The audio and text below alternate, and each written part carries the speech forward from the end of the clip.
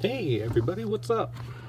Been a long time, so about a month or around there since the last one. So want to share with you what I'm like reading upon on Fandom Spotlight here, considered as far as the previous weekend for Monstermania 39. Read what it says. It actually brought out, it says brings the wrong kind of horror to horror fans. Don't know about that. So but basically I'm going to read you the whole article. It doesn't say on who did the article, but it just says that the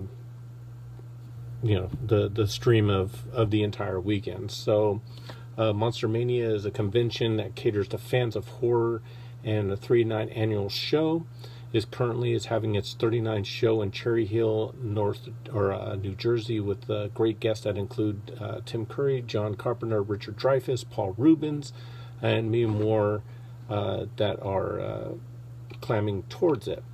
Basically, as he's saying on Friday night, it says the calm before the storm. So if you ever go to a convention and you show up on a Friday, it's not as busy as it is on a Saturday, but you get first dibs on all the shopping vendors and stuff like that.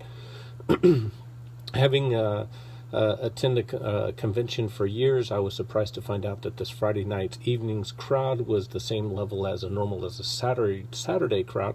Long lines for the guests in the vendors' rooms were doing brisk business, and lots of happy fans were about. This evening wasn't even dampened when Kane Hodder, who plays Jason Voorhees, one of the former Jason actors, accidentally injured a man at his table with a machete. He thought that it was a dull prop, but turned into be a fully sharpened blade.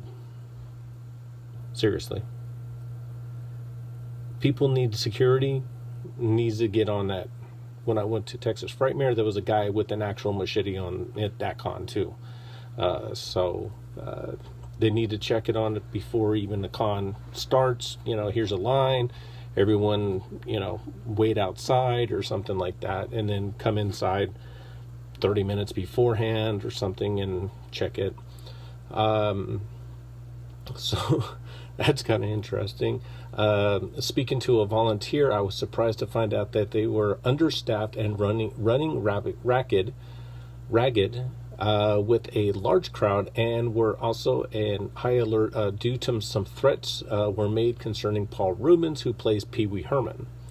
A vendor we spoke with mentioned on how his business was and how they could be restocking and evening instead of waiting until the following day. Good business. A storm of fans. This is basically Saturday. States for years for the parking situation around the Crown Plaza, where this event takes place, has been rather difficult to attendees. Kind of reminds me of the Pasadena Convention Center or Burbank or something. So in Los Angeles. But let me see. Okay, but the Saturday crowd this time found out even more difficult as the after parking and slogging their way through the hotel, found out the lines people were waiting to get in. Even those who purchased their wristbands ahead of time found it difficult to enter the venue. Once inside, a huge crowd filled the lobby and waited in lines to meet their favorite stars. Some of the lines seemed to have formed spontaneously, with volunteers unsure of which guests that they were for, vendors were upset since the lines often blocked their access to the dealers' rooms. A fire marshal arrived and cut off any additional entry into the building. One attendee found that out when he stepped outside and a place to sit and rest, and was able to re-enter the building. Man, I'm going to go outside and sit out and kick back for a little bit and go back inside. Nope, sorry, can't do it. Unfortunately. Let me see. People were, set and unable to. People waiting in line for hours to buy tickets were told the show was sold out, and that they have been reports of smashed windows in the parking lot as frustrated people found little parking and then were barred from going inside. Once they found a place to park, there was at least one instance that attendee passing out due to the press of bodies and the lack of room. They had been taken out on a stretcher. Those who have purchased photo ops found their lines moved outside. Some attendees who were waiting to take photos with the cast members of Stephen King's It of 2017 found their lines shifted outdoors. There, they waited for 3 hours in 40-degree weather and a gusting wind chill. Before getting back inside. They were the lucky ones. Some who had purchased photo ops found themselves stuck outside after stepping out for a smoke. Then there were many people who drove great distances. One disappointed fan drove for an hour to an hour and a half.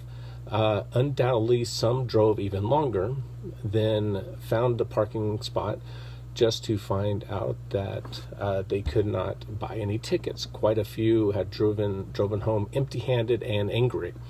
Those who are fans of the panels were disappointed, and all the afternoon panels were canceled, as well as many of the screenings that usually accompany a con.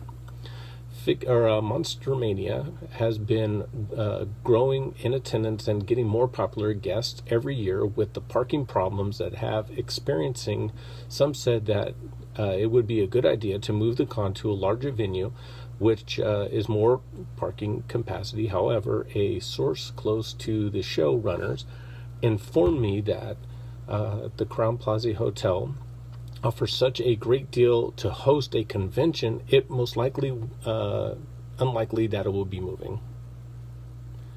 However, the latest show, perhaps the showrunners will consider moving the convention. There are also a lot of attendees pointing fingers, looking at someone to personally blame. Personally, I do not think anyone anticipated the crowd that descended onto the hotel, but certainly someone miscalculated in regards to the capacity of this venue, and would not be the first con to experience the problem. Walker Stalker Con, New Jersey, is a huge crowds, and people were barred from re-entering from the couple of their shows when they held them at the Meadowlands Center, and ended up moving to a much more spacious venue. Rhode Island Comic-Con experienced the crowd control issues and left ticket holders in near freezing temperatures for hours. So this does not happen, but it also makes for unhappy people. Some first-time attendees have been so frustrated with the experience that they have stated they do not plan on to attending any future cons. Even some of the loyal fans are expressing doubt that they will ever return for another show if no changes are made. While it's unlikely that this would cause the show financial hardship, since plenty of the people are likely still willing to brave the crowds, it certainly reduces profits and changes in the atmosphere for the convention. Long-term attendees love meeting the guests and also have meet up with their con family and socialize. The horror community, why not? Something that's also rather difficult with the amount of the people the convention saw today. The real question is, Whether or not the showrunners will learn this experience and switch to a larger venue or find another way to deal with this issue. Basically is that this is being written on a Saturday evening while the con is going on. We will have one day to go. After reading the reports of the ticket holders being turned away at the door, we decided to skip today. We may try to attend tomorrow when the crowds should be smaller, and real question is, will be small enough to find out. So let me click on here and you can find out. Let's see. After the storm, this past weekend, Mania, I want to say Monster Plus because that's in Pasadena.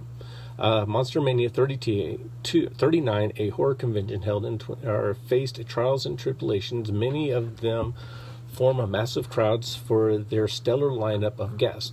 The fire marshal stopped entry into the building and prohibited use of a tent for panels. There were vandalism in the parking lot. People missed photo ops. On Saturday was a day of a challenge for any convention. Man, that's tough. But they had Sunday. So, with Sunday, a massive crowds that filled the Crown Plaza Hotel in Cherry Hill were gone. Sunday usually is a less crowded day for most conventions, but since Tim Curry, Sean Astin, Ali Sheedy, Cassandra Peterson, who plays Elvira, were not scheduled, the final day of the convention helped immensely. The remaining guests that were manageable lines were the young actors from the Stephen King's It, were the most popular. Richard Dreyfuss greeted fans with a smile, and all the guests seemed to be getting some wonderful attention from their fans. One could only wonder if the vendor areas were at ease with all the atmosphere, with the much and relaxed. The crowds from the Saturday were still a subject of the convention, and speaking with the various people at the convention for more information about Saturday came out. Some people did not have a good time and took overcrowding in stride. Some first-time attendees were turned away from the conditions, which is a shame since usually the con goes so smoothly. Or a quick update on an individual who was injured on Friday. It has been reported that he was back at the con following the day after receiving some stitches. I assume that was the machete that he got,